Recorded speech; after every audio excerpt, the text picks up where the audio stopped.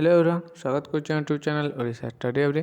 तो पे आज भिडियो में देखा +3 सेकेंड सेमिस्टर जो हिस्ट्री ऑनर्स रही द यूनिट 1 देखा आम सिलेक्शन 1 मार्क क्वेश्चन जहाँ तुम एग्जाम पे बहुत लाभदायक हम। और जो मैंने चैनल को प्रथम थर अच्छा चैनल को सब्सक्राइब करदेव, बेल आइकन प्रेस कर ऑल नोटिफिकेशन ऑन करदेव जहाँद्वारा परवर्ती वीडियो आपड़ सर्वप्रथम पाइपर।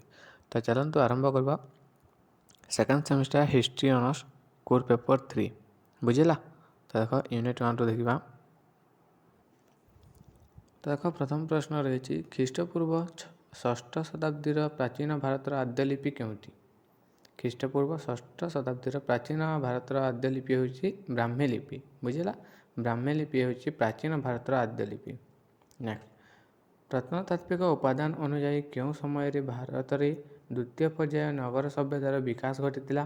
तेनसाइब ख्रीष्टपूर्व 6ठ शताब्दी। बुझेगा, ख्रीष्टपूर्व 6ठ शताब्दी प्रत्नतात्विक उपादान अनुजाई ख्रीष्टपूर्व 6ठ शताब्दी भारत द्वितीय पर्याय नगर सभ्यता विकास घटी। बुझेगा। नेक्स्ट, प्राचीन भारतर क्यों साहित्य निगम शब्द संभवतः बणिक मान सहर और नगर रूपे व्यवहृत होती। आंसर पाली साहित्य। पाली साहित्य होची निगम शब्द संभवतः बणिक मान सहर बा नगर रूपे व्यवहृत होता। बुझेगा।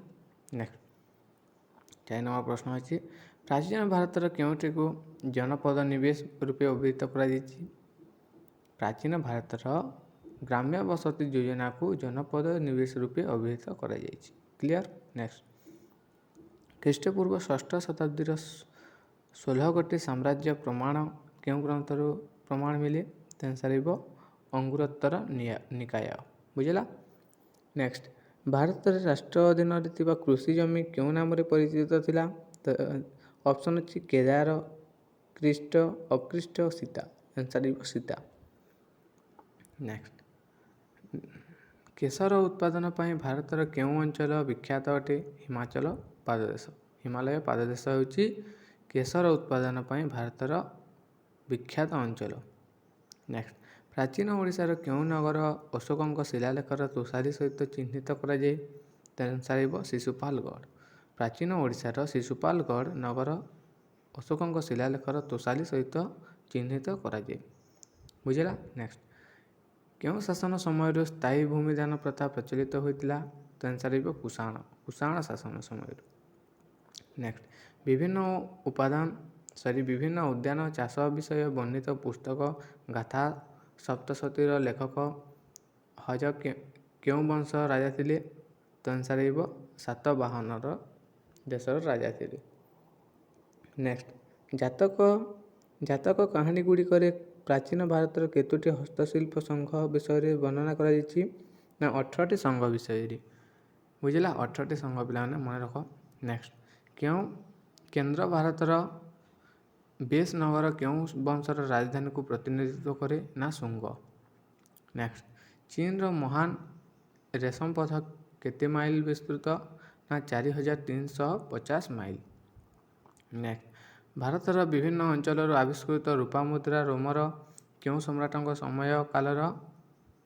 Answer August Caesar. नेक्स्ट, भारतीय शास्त्र मानक क्यों मानक जवन रूपे संबोधन करा ग्रीक मानक जवन रूपे संबोधन करा। नेक्स्ट, भारत को आमदानी करा जलायक नामक अतर दक्षिण पूर्व एशियार क्यों अंचल आमदानी करा सुवर्ण भूमि।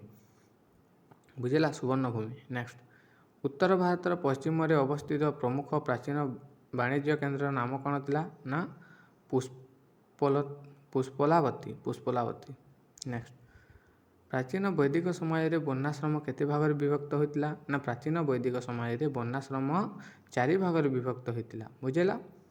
प्राचीन भारत में क्यों शास्त्र स्वीय वर्ण मध्य विवाह को स्वीकृत दी ना मनुस्मृति। नेक्स्ट, प्राचीन भारतीय वर्ण व्यवस्थार पुकुश, निषाद एवं भेड़ा इत्यादि समाज रे क्यों जाति अंतर्भुक्त थिले ना अस्पृश्य। बुझेगा। नेक्स्ट, क्यों ग्रंथ रे प्राचीन भारतर मात्र 2 गोटी जाति विषय उल्लेख अच्छी ना विनय पिटक। नेक्स्ट, ପଞ୍ଚମହାବ୍ରତର ଶେଷ ନୀତି କ'ଣ? ନା ବ୍ରହ୍ମଚର୍ଯ୍ୟ। ପଞ୍ଚମହାବ୍ରତର ଶେଷ ନୀତି ହେଉଛି ବ୍ରହ୍ମଚର୍ଯ୍ୟ। ନେକ୍ସଟ, ଜୈନ ଧର୍ମର ଜୀବ ଏବଂ ଅଜୀବ ତତ୍ତ୍ୱ କାହା ସମ୍ପର୍କରେ ବର୍ଣ୍ଣନା କରେ? ନା ଆତ୍ମା ସହିତ ବର୍ଣ୍ଣନା କରେ। ନେକ୍ସଟ, ମହାବୀର ସର୍ବପ୍ରଥମେ କେଉଁଠାରେ ଜୈନ ଧର୍ମ ପ୍ରଚାର କରିଥିଲେ? ନା ବିପୁଲାଚଲଠାରେ ମହାବୀର ସର୍ବପ୍ରଥମେ ଜୈନ ଧର୍ମ ପ୍ରଚାର କରିଥିଲେ। କ୍ଲିଅର। ନେକ୍ସଟ, ଜୈନ ଧର୍ମର ତର୍କଶାସ୍ତ୍ର କେଉଁ ନାମରେ ପରିଚିତ? ନା ଜୈନ ଧର୍ମ ତର୍କଶାସ୍ତ୍ର ସ୍ୟାଦବାଦ ନାମରେ ପରିଚିତ। ନେକ୍ସଟ, ବୌଦ୍ଧ ଧର୍ମର ପ୍ରସାର ପାଇଁ ପ୍ରଥମ ବୌଦ୍ଧ ସମ୍ମିଳନୀ କେଉଁଠି ଆହୁତ ହୋଇଥିଲା? ନା ରାଜଗୃହରେ। ତ ଏଇଟା ଥିଲା +3 second semester history honours core paper 3ର ୟୁନିଟ୍ 1ରୁ 1 ମାର୍କ ବିଶିଷ୍ଟ କେତେଟା ପ୍ରଶ୍ନ। ଆଶା କରୁଛି ଭିଡ଼ିଓଟି ଭଲ ହେଇଥିବ। ଭିଡ଼ିଓଟି ଭଲ ଥିଲେ ତୁମ ସାଙ୍ଗସାଥିମାନଙ୍କୁ ସେୟାର କରିଦେବ, ଯାହାଦ୍ୱାରା ସେମାନେ ମଧ୍ୟ ଉପକୃତ ହୋଇପାରିବେ। ଧନ୍ୟବାଦ।